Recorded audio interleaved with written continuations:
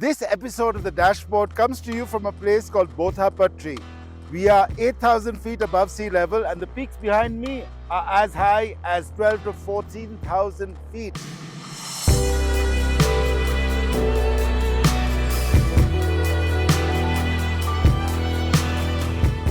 We are just about 10 kilometers from the line of control and about 2 or 3 kilometers from Gulmarg. And we are here with the new Mercedes-Benz EQE SUV. This is the EQE500 4MATIC. It's a very powerful car. It's a very nice car. But right now, we're going to cut away to an interview with Santosh Iyer, Managing Director, Mercedes-Benz, as he talks about electric vehicles and Mercedes-Benz's electric vehicle strategy in India and the world. So over to Santosh. It must be quite a logistical exercise, Santosh, to get so many. I think you have 12 of them over here. Yeah. How do you charge them? How do you do all of that? What have you guys done to do the logistics back end? So it's a very good question, Kushan, and thanks for joining us here in this lovely place. The team came up with this thought of Gulmarg and with an electric drive, and that's when I asked them why. They said there cannot be a better place in India because of the nature, pristine nature, untouched to a large extent till now.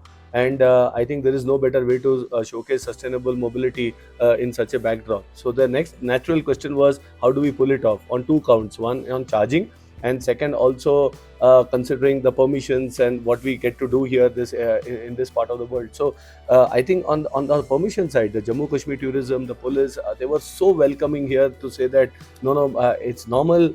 We love to show Kashmir to the world and to India, and so they were more than welcome. So that was not a challenge. When it comes to charging, the first thing when we did a recce here, we already saw there are charging options available in Srinagar. A couple of them were AC chargers, but the DC charging was there in Taj Vivanta, for example.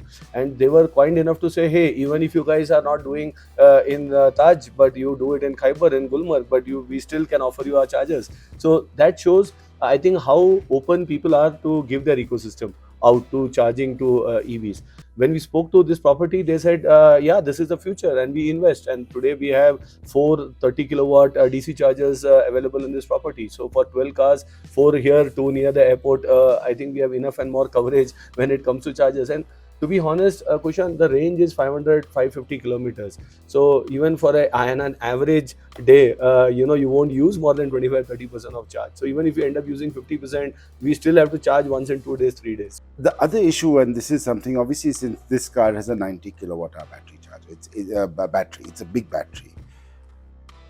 30 kilowatt doesn't cut it. Overnight, it's fine, or if stopping for lunch, it's fine. But if I'm in a rush, I need faster. Good. So firstly, what we have done is we have 140 odd chargers, combination of 22 kilowatt AC and more than 40 DC kilowatt chargers, and that's all in a strategic area. So let me take an example of Bombay to Goa. You will find a charger in New Bombay, Pune, Kolhapur, Goa. You Delhi. We have 180 kilowatt chargers on the highway. We have also in Jaipur. On the highway in Delhi? In Gurgaon. On your showroom. On your showroom. Yeah. So, and as I said, if somebody needs to really plan, now Delhi, Jaipur, once you charge the car, these cars you can do even return actually without even a second form of charge. So, as long as you have range and you have these charging options, you can easily plan your trip even with our set of charging network. On the other side, we added another 200 odd DC chargers with charge point in a new app that we have introduced now in the last week's time for all our customers and even for non-customers of Mercedes-Benz, because that even opens up the ecosystem. I won't deny the challenges, okay, because they exist. But my fundamental question is, what kind of planet do we need to give to our children? Aren't we that responsible that we can do a bit of planning, take a bit of, if at all, because we don't travel intercity every day. It is once in a month, maybe twice a month. And in that's the only place where you need this planning. Rest, the cars can be charged once in a week, many a times with the kind of usage and drive that we have in the range of 500 odd kilometers, or once in 3-4 days. And as you said, even if you put an AC charger overnight, the car is charged. So no hassle of going to the fuel station, no hassle of ensuring you stand when the pump attendant is filling up the fuel to ensure you don't trust your driver to do that many a times. So all that is gone. I am still mapping every I would say this long distance. I had a feedback on Twitter saying, "Hey, Salem, you guys have only 22 kilowatt AC chargers. Maybe you need to do DC." He said, "Yes, very valid point, because that's one gap, and we will now put up a DC charger maybe there." There is a question, do we go from being dependent on the Arabian Peninsula to being dependent on China for batteries and Okay. sustainability with all of that? So So, these are, Kushan, you asked two, three yeah, pertinent points, and I think this is important for the viewers also. Firstly, let me talk about the lithium and the overall recyclability. This is the first question a lot of people ask. What's the life of the EV? And today with an EQE, we offer a 10-year warranty on the battery. Then they say that means the battery life is only 10 years. We never asked this question on combustion engines. There, the warranty is only 3 years, but the car runs for 15, 20 years. So this is a leap of faith from us to give confidence to the customer. These cars can easily run 15, 20 years. So there is absolutely no issue on the life of the car to start with. or the battery. The second, and the battery. Second, what happens after that 15, 20 years? Unlike a combustion engine where you can't do much with that engine, just scrap it. This car, this battery has a second life. This battery can be used for secondary storages, and there are already, we have partnerships even in India as well as in the world, where this can be used as a second life source for storing energy, which As means a a lot of UPS. value As a as a UPS for home, not for industrial also, because they are large kilowatt storage. For home, you may not need 90 kilowatt or 107 kilowatt So, but batteries, at a but renewable industrial plant. storage and for a lot of renewables now, you need to store it during the night, and I think this can offer a good solution. Third, let's say now you have to, for some sake, you have to now recycle the battery. These are 96% recyclable even now, and we do it in Germany. So we as responsible OEM will take this battery and ensure there is 96% recyclability of rare earth minerals, including cobalt, including all the other rare earth minerals In the in magnet. the battery. So 96% is a big number, and we are targeting 100. We want full recyclability to come. So as they say, the 96 happens, the last 4% is a bit more challenging. We are working on it in Germany with a lot of R&D. So it's fully recyclable, and we are. So what will happen after 20 years, Kushan, is these batteries will generate new batteries. You don't need to continuously mine, as of course, if the auto industry is growing worldwide, you may need the additional 10-20% to come. But imagine a world where you are able to repurpose these batteries, again take out the cobalt and the rare earth minerals, again make the new batteries, and again repurpose it in the car. So the circular economy that we call is very much possible with EV and with EV batteries. Now comes to the geopolitical question that you asked about. What about the dependency? I think certain countries were far ahead in terms of development of technology, trying to secure the raw material supply chain. But let's accept, even today, world, it's a global supply chain. You take from pins to aeroplanes to everything else. There are dependencies on components and parts in one part of the world to the other, and that's something that the world is living up to it even today. For us as Mercedes-Benz, we have already plants in Poland. We have plants now in Germany, in US, battery manufacturing plants, and we are growing when it comes to setting up large plants to manufacture batteries. And also on motors, there is a lot of development happening and joint ventures on motor side. So I think we need to live with this ecosystem, but all of this is at the cost of planet. We have to remember that whatever we can discuss is today, it's clear that EVs are the best alternative when it come look at combustion engines. Can we accelerate faster transition? Question mark, because of supply chain issues. Can also customer adoption, but there is no better solution today. Not only from tailpipe emission, also from the way the cars are built.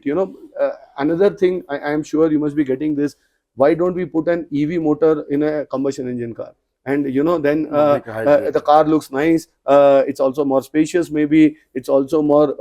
You don't need to purpose build it. But if you look at our styling and our design, our cars are purpose built for EVs to get the aerodynamic range, to get the range in the cars, the true range in the cars, to ensure that the materials that we are using in an EV, recycled fishing net to a different kind of recycled leather to many other things in the car, is not in a combustion engine yet. So I think as responsible OEMs, luxury manufacturers, our goal is carbon neutrality, not zero tailpipe emission. And if you have to achieve carbon neutrality, this is the way to go. We will have these challenges on supply chain, but it's. I think the next 10 years you will see a major transformation in different parts of the world. We are driving past the lovely meadows of Gulmarg. That's the golf course meadows on either side. And while we've been blessed with great weather. It's only just started drizzling right now. We've had a great time driving this, the new Mercedes-Benz EQE SUV.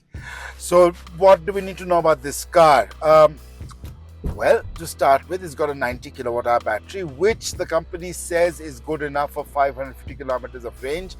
Although that will not be hold true in the mountains. You do lose range while going uphill, gain a bit while going downhill, but that's there. This car has about 300 kilowatts of power. That works out to about 402 horsepower.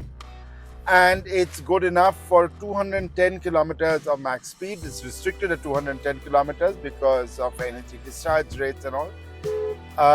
On top of that, it can get to 0 to 100. This is almost a 3-ton car. It can get up to 100 in 4.9 seconds. So that's very fast. These meadows are wonderful. I don't think you can see the sheep down there, but this is a wonderful, you won't believe you're in India, right? Over here. And there's some sheep in front of us as well. So this is a really, really pretty part of the world, and it's been awesome driving this car. It's actually showcased its handling and ride on these narrow, twisty roads.